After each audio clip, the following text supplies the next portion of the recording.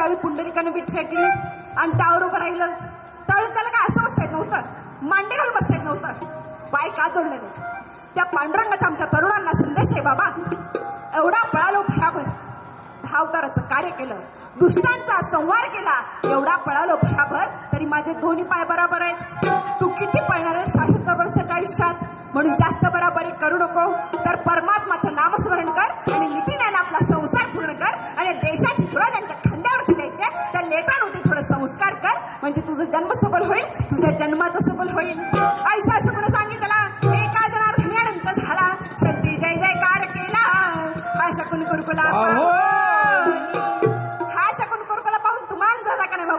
जर आनंद झाला असेल तर त्या पांडुरंगाच्या नावाने टाळी वाजून गजर करा. काय झोपली का काय पब्लिक? टाळ्या अशा वाजवतात मंडळ मध्ये.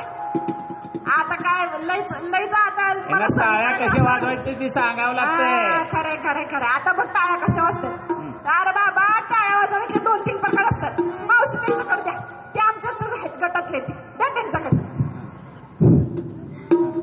अहो टाळ्या वाजवण्याचे 2-3 प्रकार असतात. आवाज येतोय का माझा? आवाज येतोय का?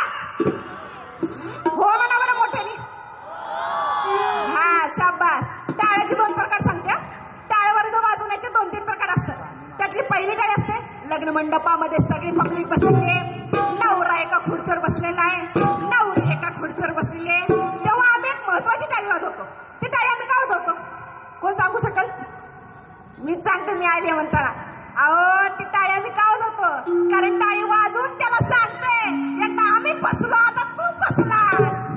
आणि दुसरी अध्यात्माची टाळी आहे. ही टाळी जर आपण हातावर उभं राहून जर टाळी वाजवली तर आपल्या शरीरामध्ये लाल रक्तपेशीची संख्या वाढते आणि आपल्या शरीरामध्ये लाल रक्तपेशीची संख्या जर वाढली तर आपल्याला हृदयविकाराचा धोका राहत नाही.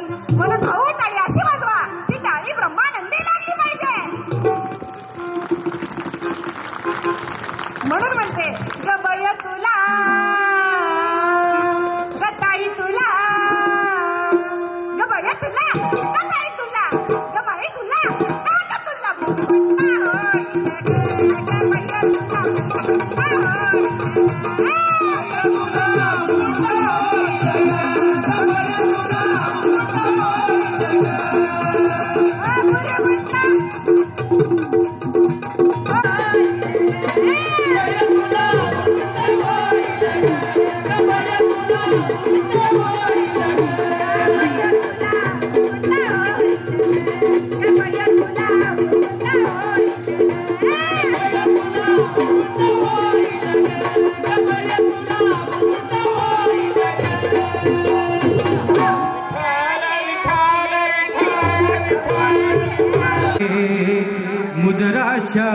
शाहिराचा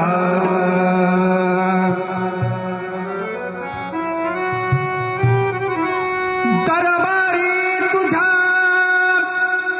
उभा ठाकला,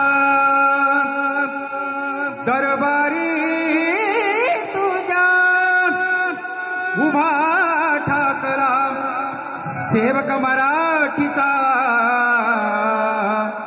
अनकाना कोपरा घुमवितो या भारत खंडाचा.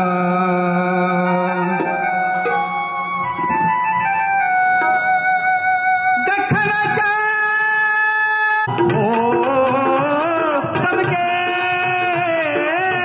शिवबाची तलवार, चमके शिवबाची तलवार,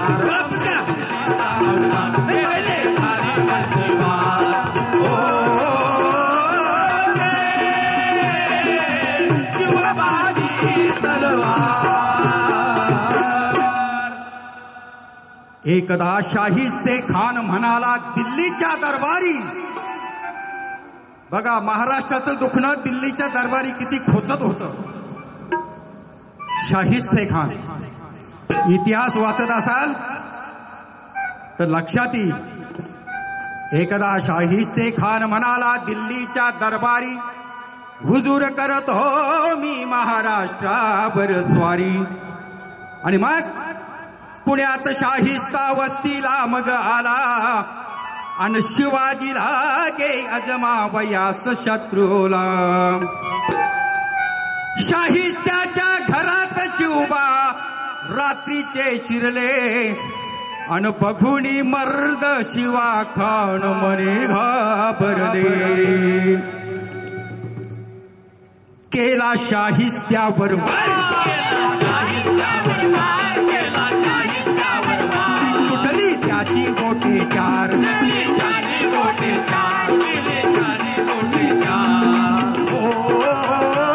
चमके शिवबाची तलवार, चमके शिवबाची तलवार, गेले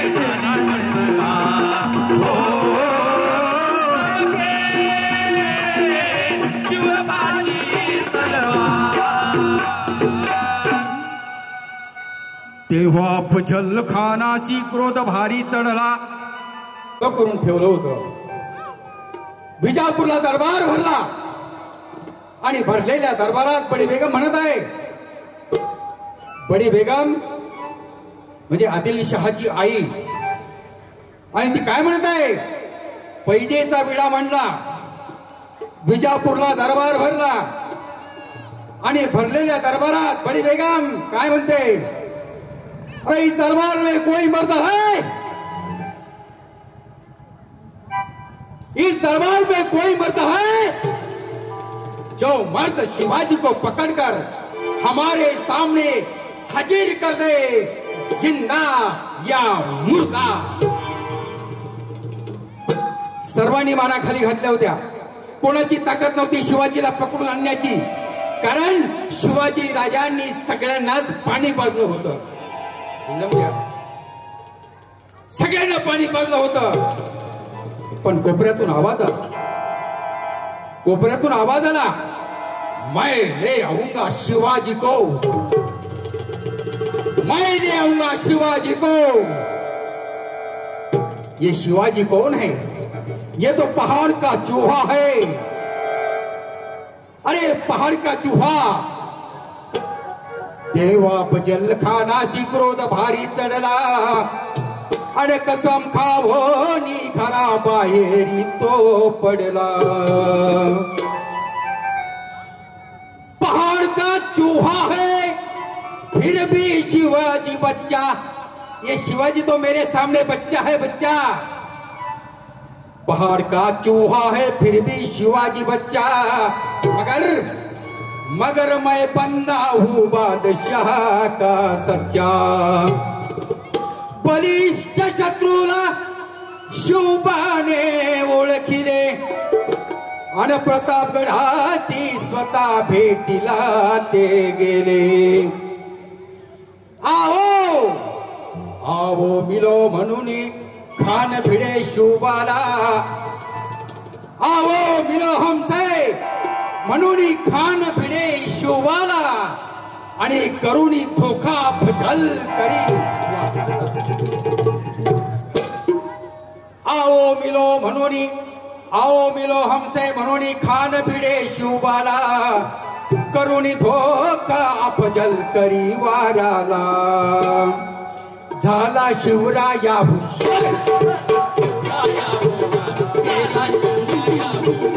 केला क्षणात अफजलकार केला.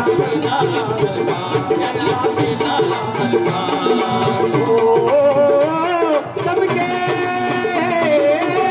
शिवबाची तलवार, चमके शिवबाची तलवार.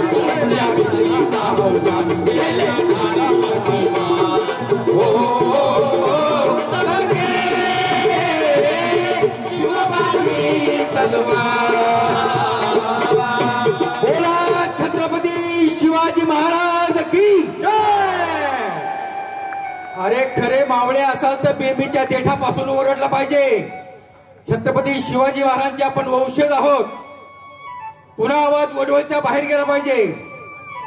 छत्रपती शिवाजी महाराज की त्यांनी मांडली आणि परत एकदा या अस्वस्थ महाराष्ट्राचं स्वास्थ्य निर्माण व्हावं यासाठी त्यांनी प्रयत्न केले. जेव्हा जेव्हा समाज मनाचा तोल ढासळतो, नीतीचा विपर्यास होतो, तत्मना ग्लानी येते आणि मनुष्य हा मनुष्य असून सुद्धा पशु समान वर्तन करायला लागतो. तेव्हा समाजाला सावरणारा एखादा महात्मा, एखादा राजा, एखादा महापुरुष, एखादा समाज सुधारक, एखादा संत हा जन्मास यावा लागतो. आणि हीच परंपरा अव्याहतपणे महाराष्ट्रामध्ये सुरू आहे.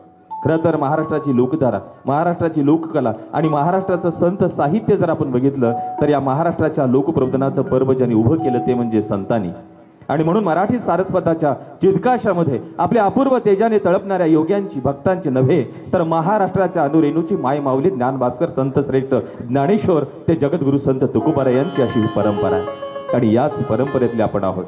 आणि मग खरं तर संत एकनाथ हे नाव जेव्हा आपल्या समोर येतं तेव्हा अर्थातच महाराष्ट्राच्या वारकरी संप्रदायाचे संवर्धक, महाराष्ट्राचे लोकनाथ, लोकशिक्षक म्हणजे संत एकनाथ, ज्यांनी खरं तर तत्कालीन परिस्थितीमध्ये सुद्धा भारुडाच्या रूपाने लोकांचं प्रबोधन केलं, लोकांचं मनोरंजन केलं. आणि त्यांचं एक उत्कृष्ट भारूड जे की आजही आपल्या सर्वांच्या जिभेवरती तरळत आहे ते अजरामर असं भारूड आपण या ठिकाणी ऐकणार आहोत, अनुभवणार आहोत आणि पाहणार आहोत. आणि त्या भारुडाचे बोल आहेत, दादला नको ग बाई मला नवरा नको ग बाई. सादर करते महाराष्ट्र शासन युवा पुरस्काराने सन्मानित, जी गौरव युवा पुरस्काराने सन्मानित, उंच माझा झोका पुरस्काराने सन्मानित कृष्णाई प्रभाकर उळेकर. एकदा जोरदार टाळी परत एकदा आपण. तुमच्याही पुण्यावरून आलेत, हे तबलावादक पुण्यावरून आलेत, हे सगळे तुम्हाला भेटायला आम्ही तुमच्यासोबत संवाद साधायला चालूय.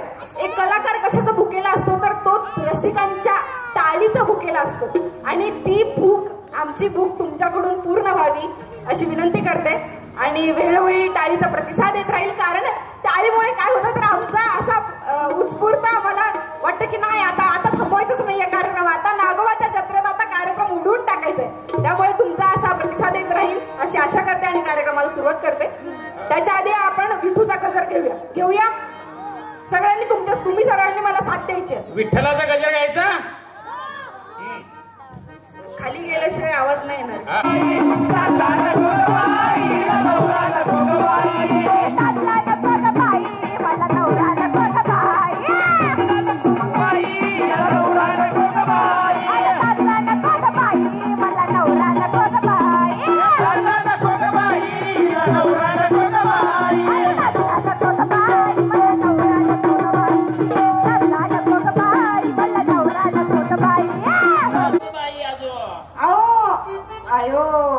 काय सांगू अहो, दादला नको म्हणलं किती वेळ सांगू आता.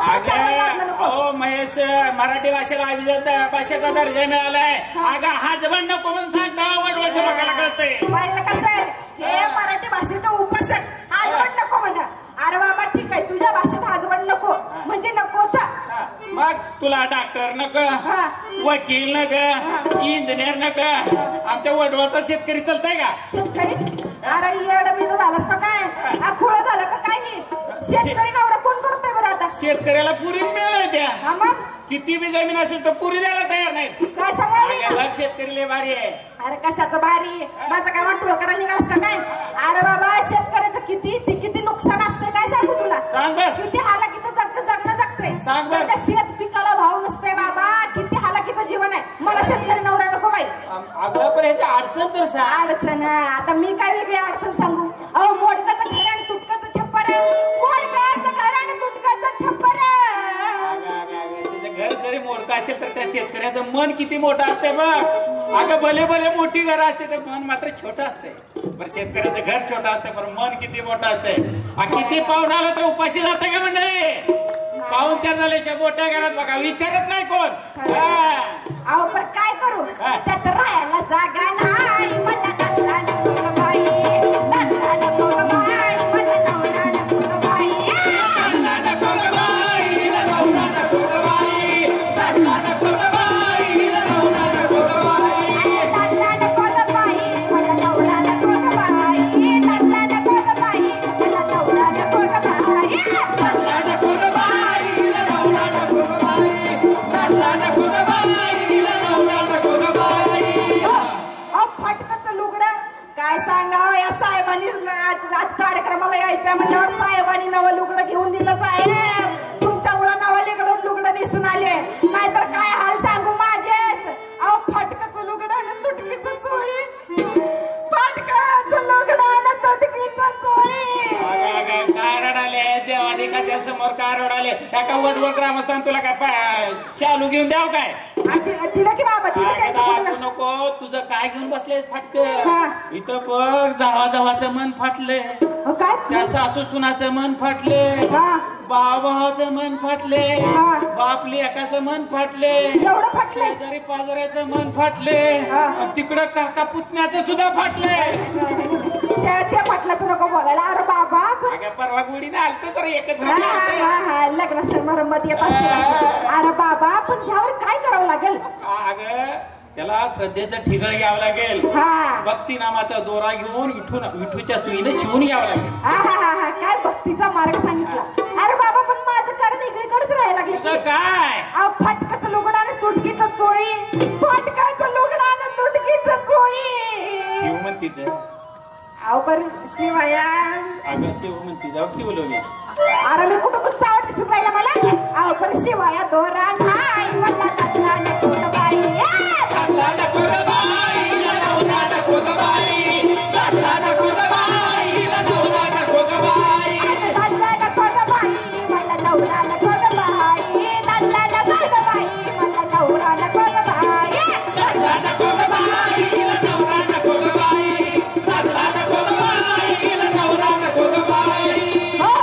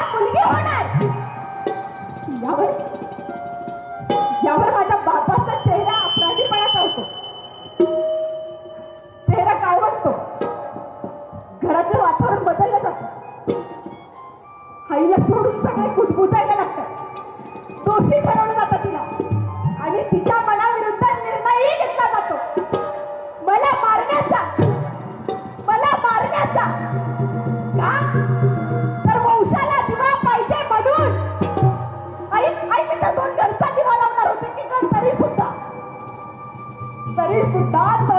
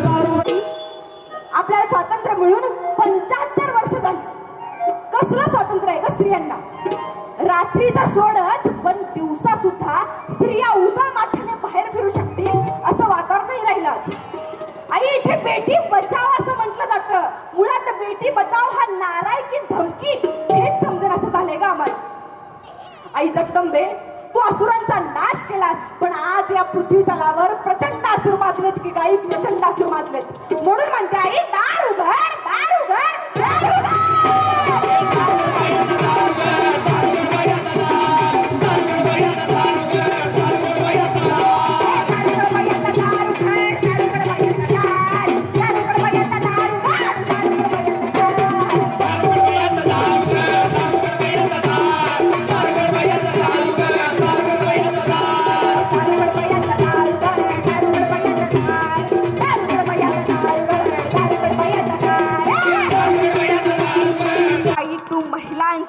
धार देश शिक्षण त्यासी अपार व्हाव्या ज्ञानी झुंजार.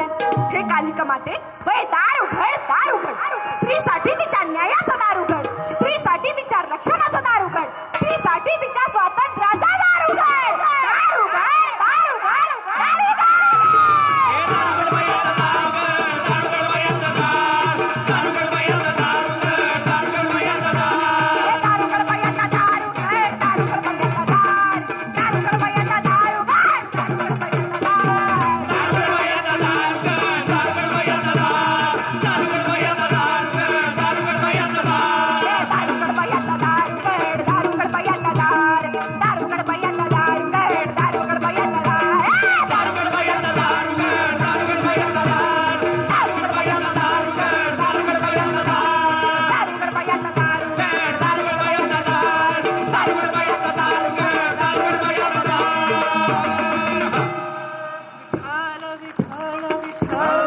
मंडळी, खरं तर